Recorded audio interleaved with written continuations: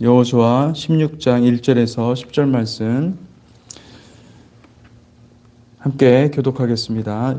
요셉 자손이 제비 뽑은 것은 여리고샘 동쪽 곧 여리고 곁 요단으로부터 광야로 들어가 여리고로부터 베델산지로 올라가고 베델에서부터 루스로 나아가 아렉 족속의 경계를 지나 아다롯에 이르고 서쪽으로 내려가서 야블렛 족속의 경계와 아래 벳호론과 게세레까지 이르고 그 끝은 바다라. 요셉의 자손 므낫세와 에브라임이 그들의 기업을 받았더라. 에브라임 자손이 그들의 가족대로 받은 지역은 이러하니라. 그들의 기업의 경계는 동쪽으로 아다롯 앗달에서 윗 벳호론에 이르고 또 서쪽으로 나아가 북쪽 믹므마에 이르고 동쪽으로 돌아 다하셋낫 실로에 이르러 야노아 동쪽을 지나고 야노아에서부터 아다롯과 나하라로 내려가 여리고를 만나서 요단으로 나아가고 또 다부아에서부터 서쪽으로 지나서 가나 시내에 이르나니 그 끝은 바다라. 에브라임 자손의 지파가 그들의 가족대로 받은 기업이 이러하였고 그 외에 므낫세 자손의 기업 중에서 에브라임 자손을 위하여 구분한 모든 성읍과 그 마을들도 있었더라. 그들이 게셀에 거주하는 가나안 족속을 쫓아내지 아니하였으므로 가나안 족속이 오늘까지 에브라임 가운데 거주하며 노역하는 종이 되니라. 아멘. 아멘. 여호수아 16장은 요셉 자손에게 돌아가는 땅과 기업을 상술하고 있습니다. 15장에서 유다 지파를 먼저 언급하고 그리고 그 다음으로 이제 요셉 지파, 에브라임과 므낫세 지파를 언급하는 것은 매우 인상적입니다. 왜냐하면은 히브리 성경은 여러분 이 순서도 굉장히 의미가 있습니다. 그래서 성경에 사람이나 지명을 언급하는 누가 먼저 언급되고 누가 어떤 지역이 먼저 언급되느냐에 따라서 그 중요성과 그 영적인 의미가 바뀌는 것입니다. 그래서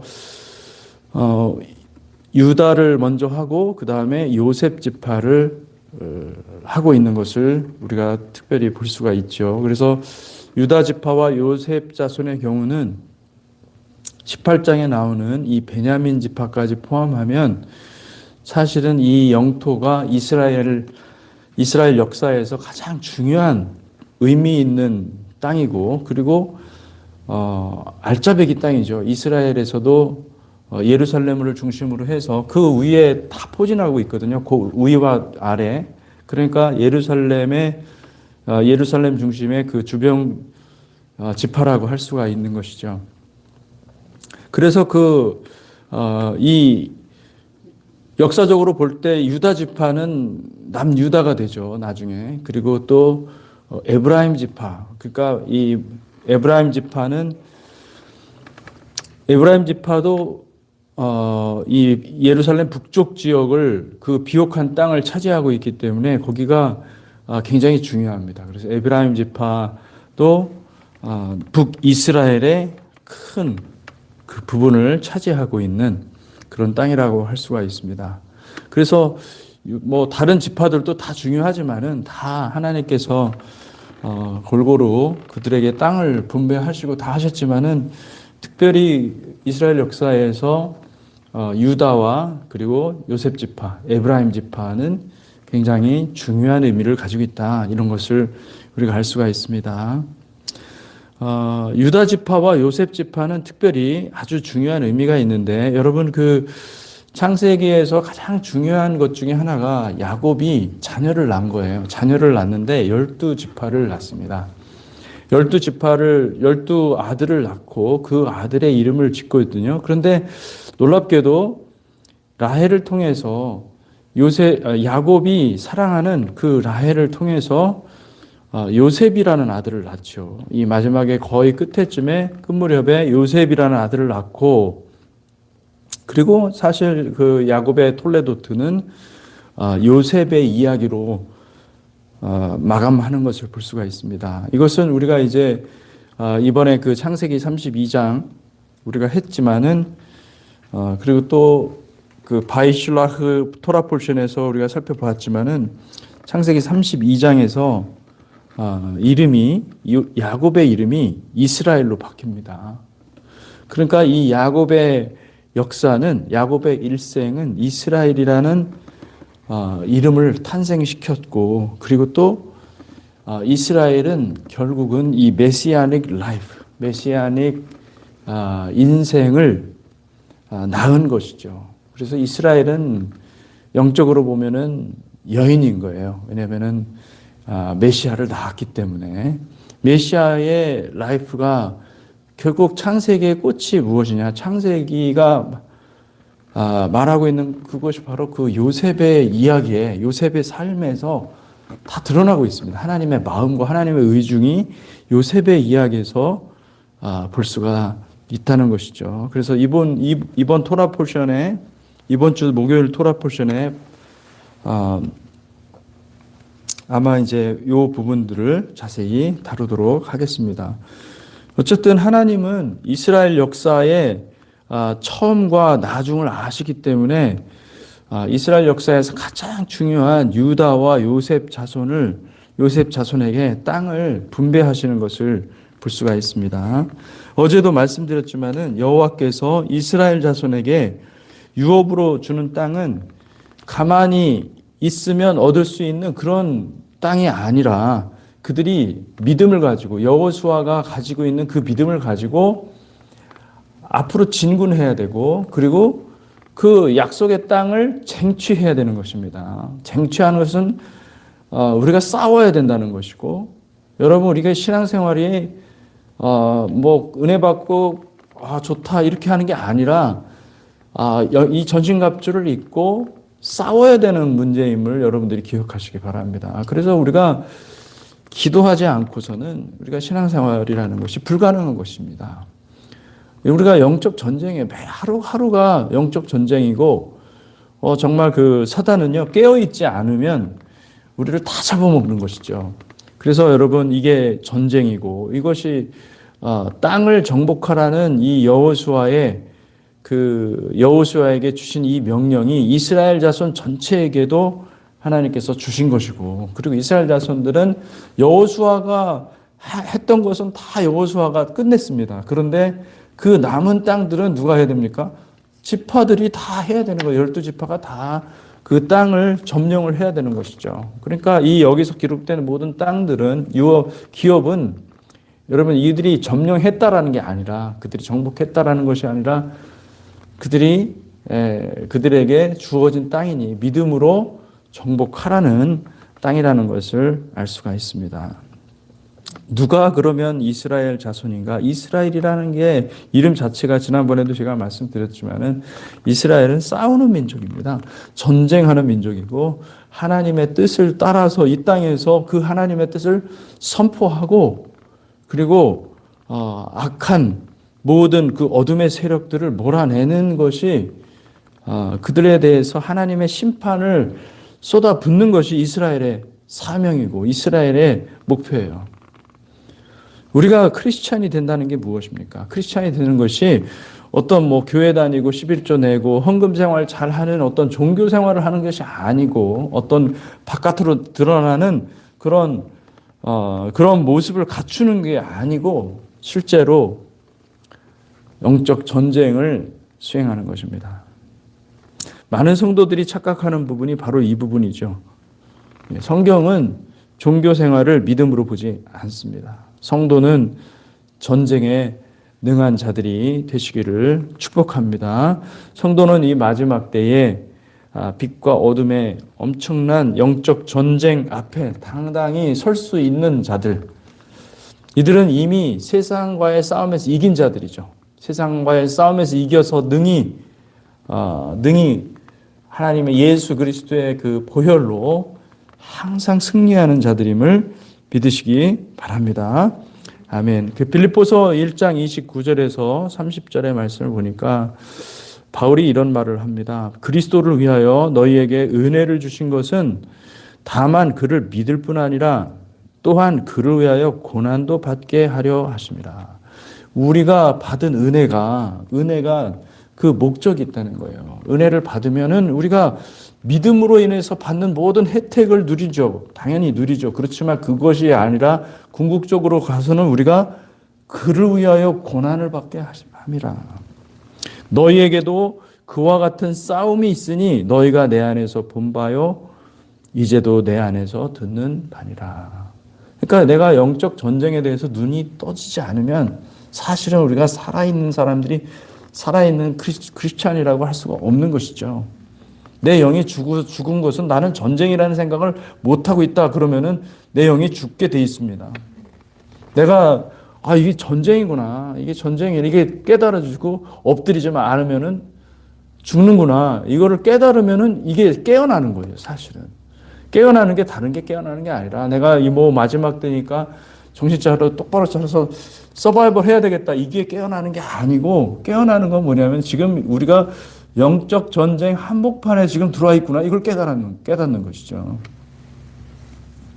빌립보서 3장 9절에서 12절에 보면은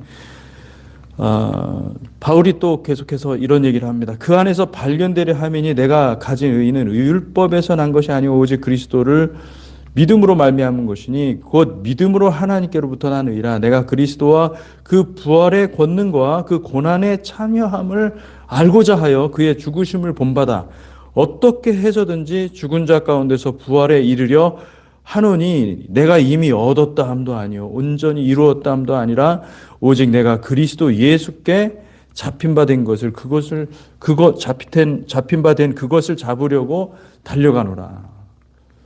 바울은 인생의 목표가 분명한 것이죠. 우리 주님께서 십자가를 지시고 그곳에서 승리를 하셨으니 이제 나도 내 인생도 예수께 십자가가 있다면 나에게도 십자가가 있는 것이고 그 십자가를 완성하는 것이 바울의 목표였던 거예요. 이스라엘 자손 이 12지파 모든 백성들은 여호수아의 순종을 본받아서 그들에게 허락된 유업인 가나안 그 남은 땅을 정복해야 했었던 것입니다. 우리도 마찬가지예요. 우리도 우리의 대장 되신 예수께서 십자가에서 뭐라고 선포하셨습니까? 다 이루었다. 우리도 십자가가 있는 거예요. 그래서 우리 각자 인생에 맞는 십자가가 있는데 그 십자가 위에서 예수님처럼 똑같이 다 이루었다 이렇게 말씀하는, 그렇게 선포하고 고백하는 인생이 승리의 인생이고 그게 면류관을 받는 인생인 것이죠. 디모데 후서 2장 3절에서 6절에 지난번에 우리가 살펴보았던 본문입니다마는 너는 그리스도 예수의 좋은 병사로 나와 함께 고난을 받으라. 병사로 복무하는 자는 자기 생활에 얽매이는 자가 하나도 없나니 이는 병사로 모집한 자를 기쁘게 하려 함이라. 경계하는 자가 법대로 경계하지 아니하면 승리자의 관을 얻지 못할 것이며 수고하는 농부가 곡식을 먼저 받는 것이 마땅하니라. 여러분, 우리는 그리스도의 군사들임을 믿으시기 바랍니다. 여기는 이상한 어떤 이단 같은 사람들이 그리스도의 군사라고 해가지고 그렇게 폭력적인 어떤 그런 모습으로 미디어에 비춰지더라고요. 여러분, 그리스도의 군사는요 그런 게 아닙니다. 그런 게 아니라 그리스도의 군사는 내 자아가 완전히 죽어서 주님의 뜻을 수행하는 사람들이에요.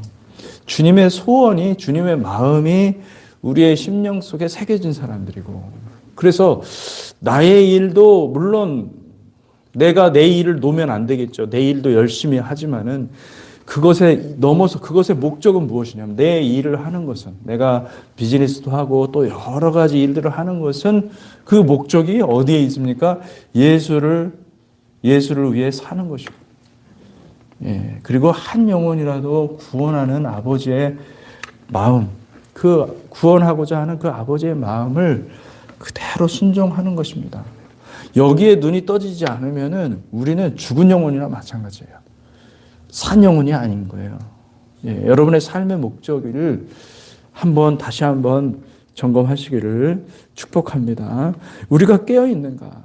깨어서 내가 십자가 고난을 달게 받으며 즐거워하며 하나님께 이 구원의 길을 갈 수 있다는 놀라운 특권과 은혜를 생각하면서 앞으로 나아가는 전진하는 백성들이 되시기를 축복합니다.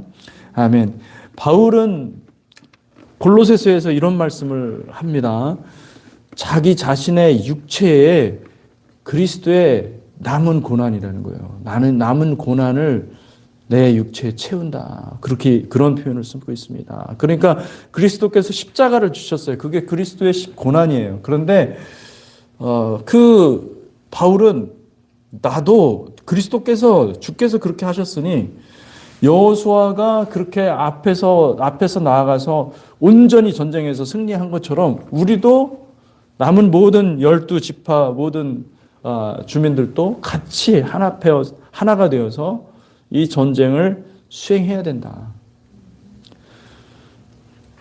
골로새서 1장 24절에서 29절을 제가 읽어보겠습니다. 나는 이제 너희를 위하여 받은 괴로움을 기뻐하고 그리스도의 남은 고난을 그의 몸된 교회를 위하여 내 육체에 채우노라. 내가 교회의 일꾼 된 것은 하나님이 너희를 위하여 내게 주신 직분을 따라 하나님의 말씀을 이루려 함이니라. 이 비밀은 만세와 만대로부터 감추어졌던 것인데 이제는 그의 성도들에게 나타났고 하나님이 그들로 하여금 이 비밀의 영광이 이방인 가운데 얼마나 풍성한지를 알게 하려 하심이라. 이 비밀은 너희 안에 계신 그리스도시니 곧 영광의 소망이시니라. 우리가 그를 전파하여 각 사람을 권하고 모든 지혜로 각 사람을 가르침은 각 사람을 그리스도 안에서 완전한 자로 세우려 함이니 이를 위하여 나도 내 속에서 능력으로 역사하시는 이의 역사를 따라 힘을 다하여 수고하노라. 아멘.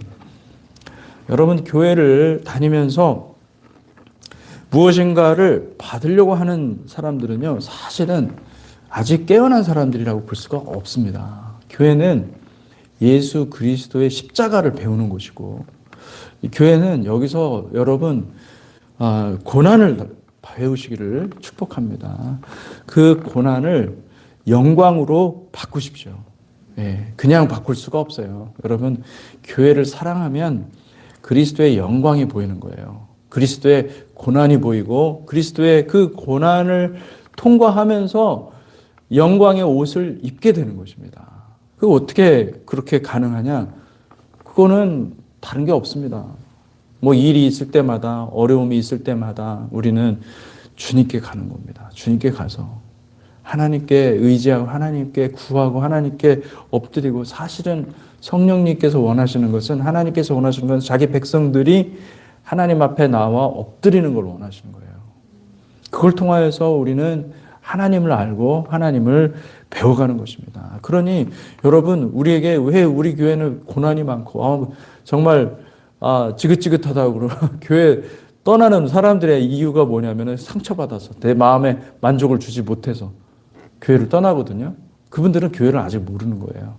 예수 그리스도를 모르는 거예요. 예수 그리스도 알면 그렇게 하지 않습니다. 예수 그리스도 알잖아요. 교회를 사랑합니다. 정말 전생을 다해서 교회를 사랑하는 게 그리스도의 마음이에요.